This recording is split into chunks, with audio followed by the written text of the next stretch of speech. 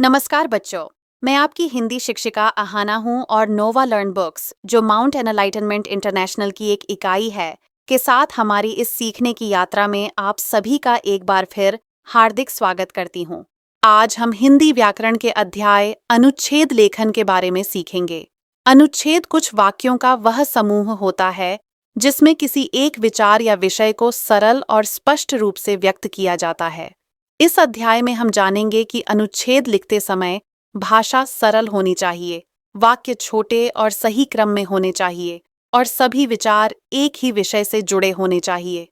उदाहरणों और अभ्यास की सहायता से आप अच्छे अनुच्छेद लिखना सीखेंगे। अध्याय 18 अनुच्छेद लेखन कैसे करें। किसी एक विचार या भाव को व्यक्त करने के लिए लिखे गए कुछ वाक्यों के समूह को अनुच्छेद कहा जाता है। जो हमारे वर्ण होते हैं, वर्ण से मिलकर बनते हैं शब्द, शब्द से मिलकर बनते हैं वाक्य और वाक्य के समूह को कहा जाता है अनुच्छेद।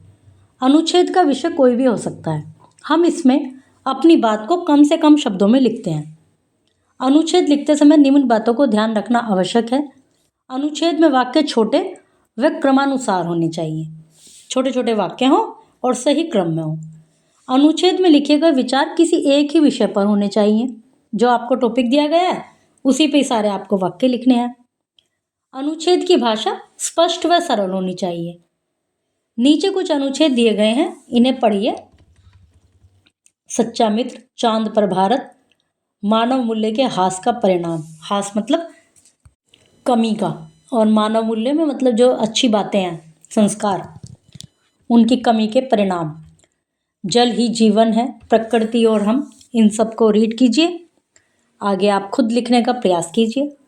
तो बच्चों, ध्यान से पढ़िए और लिखने का अभ्यास कीजिए। शुभ अध्ययन।